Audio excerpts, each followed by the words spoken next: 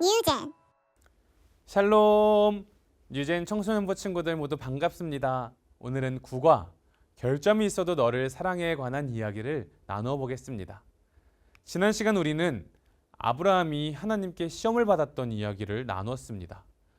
하나님은 아브라함에게 이삭을 바치라고 하셨지만 마지막 순간 아브라함을 멈추게 하시고 이삭을 대신할 순양을 친히 준비해 주셨죠. 그래서 우리는 하나님을 여호와 이레, 친히 준비하시는 하나님으로 배웠어요. 그런데 오늘 이야기는 그 다음 세대의 이야기입니다. 아브라함의 아들 이삭, 그리고 두 아들 에서와 야곱 이야기예요. 여러분, 성경 인물 중에 야곱하면 어떤 이미지가 떠오르나요? 믿음의 조상? 이스라엘의 조상? 하나님께 복 받은 사람? 맞아요. 야곱은 정말 중요한 인물이에요. 그런데 야곱의 시작을 보면 솔직히 그렇게 멋있어 보이지는 않습니다. 오히려 이런 질문이 생겨요. 하나님은 왜 문제 많은 야곱을 선택하셨을까? 오늘은 이 질문을 같이 생각해 보려고 합니다. 먼저 이삭과 리브가에게는 오랫동안 아이가 없었어요. 이 장면은 익숙하지 않나요? 아브라함과 사라에게도 오랫동안 아이가 없었죠. 그런데 그 다음 세대인 이삭과 리브가에게도 똑같은 문제가 생긴 거예요. 성경은 이삭이 아내 리브가를 위해 하나님께 기도했고 하나님께서 그 기도를 들으셨다고 말합니다. 그렇게 리브가는 쌍둥이를 임신하게 됩니다. 여기서 중요한 이야기가 한 가지 나옵니다. 리브가의 뱃속에서 두 아이가 서로 싸웠어요. 태어나기도 전에 이미 싸우고 있었던 거예요. 여러분, 이건 좀 신기하지 않나요? 보통 형제 싸움은 태어난 다음에 시작하는데 에서와 야곱은 태어나기 전부터 싸우고 있었습니다. 리브가는 너무 이상해서 하나님께 묻습니다. 하나님, 이럴 경우에는 내가 어찌합니까? 그러자 하나님께서는 말씀하십니다. 두 국민이 너의 태중에 있구나. 큰 자가 어린 자를 섬기리라. 이 말은 당시 사람들에게 굉장히 충격적인 말씀이었어요. 왜냐하면 그 시대에는 보통 첫째 아들이 더 중요한 위치를 차지했기 때문이에요. 첫째가 집안의 대표가 되고 더 큰 유산과 권리를 받는 것이 자연스럽게 여겨졌어요. 그런데 하나님께서는 반대로 말씀하십니다. 큰 자가 어린 자를 섬길 것이다. 다시 말하면 하나님은 사람들의 당연한 기준을 뒤집으신 거예요. 사람들은 순서와 조건을 봅니다. 누가 먼저 태어났는지, 누가 더 강한지, 누가 더 자격이 있는지를 봐요. 그런데 하나님은 사람의 기준을 묶어두지 않습니다. 그리고 하나님의 뜻대로 일하십니다. 마침내 두 아이가 태어납니다.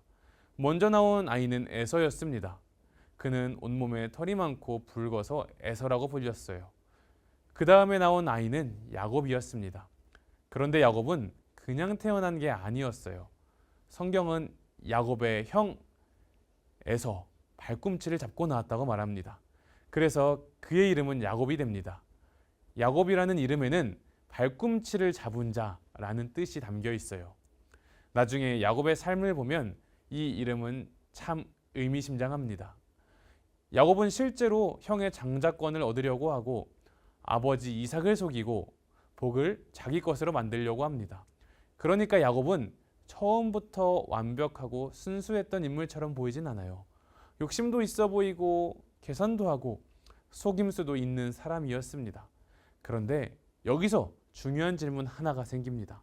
하나님께서는 대체 왜 이런 야곱을 사용하셨을까요? 야곱이 착해서일까요? 아니면 야곱이 에서보다 훨씬 더 훌륭해서? 야곱에게 하나님께 사랑받을 자격이 아주 특별한 자격이 있었던 것일까요? 성경은 그렇게 말하지 않습니다. 하나님은 자격 있는 사람만을 사랑하시는 분이 아니에요. 하나님은 자격 없는 사람에게도 은혜를 베푸시는 분이에요. 사실 이것이 오늘 말씀의 핵심입니다. 하나님의 약속은 사람의 완벽함 때문에 이어지는 것이 아니고 하나님의 신실하심 때문에 이어집니다. 이삭도 완벽하지 않았고 야곱도 완벽하지 않았습니다. 아브라함의 후손들은 때로는 싸우고 속이고 두려워하고 믿음이 없는 모습을 보였습니다. 하지만 하나님께서는 그들을 포기하지 않았습니다. 하나님은 아브라함에게 주었던 약속을 이삭에게도 다시 말씀하십니다.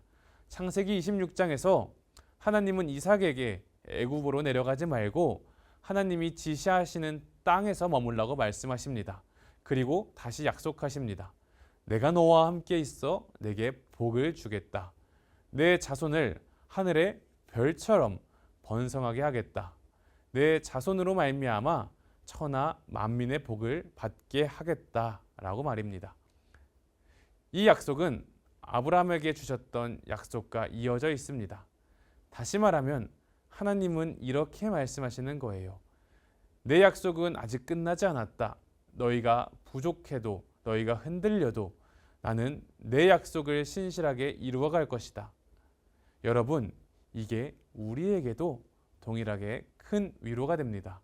우리는 가끔 이런 생각을 할 때가 있어요. 나는 믿음이 너무 부족한 것 같아. 나는 자주 넘어져. 나는 하나님께 쓰임받을 만큼 괜찮은 사람이 아닌 것 같아. 내 안에는 결점이 너무 많아. 그런데 오늘 말씀은 우리에게 알려줍니다. 하나님은 결점이 없는 사람만을 사랑하시는 분이 아닙니다. 하나님은 결점 많은 사람도 붙드시고 고치시고 하나님의 약속 안으로 이끌어 가시는 분입니다. 물론 우리의 죄와 약점을 괜찮다고 포장하려는 말이 아니에요. 야곱은 속임수는 죄였습니다. 에서와 야곱의 싸움도 아름다운 모습이 아니었습니다. 하지만 놀라운 것은 하나님이 그런 사람들 속에서도 자신의 구원 계획을 멈추지 않으셨다라는 거예요. 그리고 이 약속은 결국 예수님께로 이어지게 됩니다.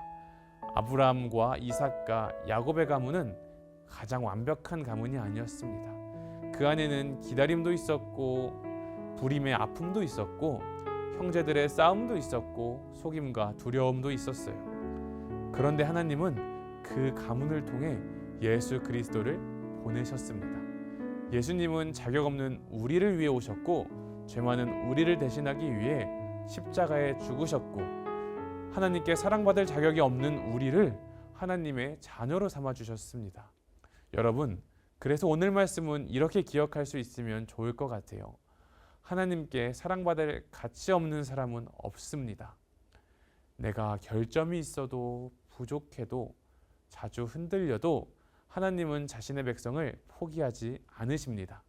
하나님은 우리의 결점보다 크신 분이고 우리의 실패보다 신실하신 분입니다. 그러니 이번 한 주도 내 부족함을 바라보지 않고 하나님을 바라보며 이렇게 고백할 수 있으면 좋겠습니다. 하나님, 저는 부족하지만 하나님의 약속은 부족하지 않습니다. 저는 흔들리지만 하나님의 사랑은 흔들리지 않습니다. 결점이 있어도 우리를 사랑하신 하나님, 내가 그 약속을 믿고 이번 한 주도 담대히 걸어갈 수 있게 해주세요. 이렇게 하나님께 고백하는 우리 청소년부 친구들이 되기를 간절히 소망합니다. 다음 주에 또 만나요.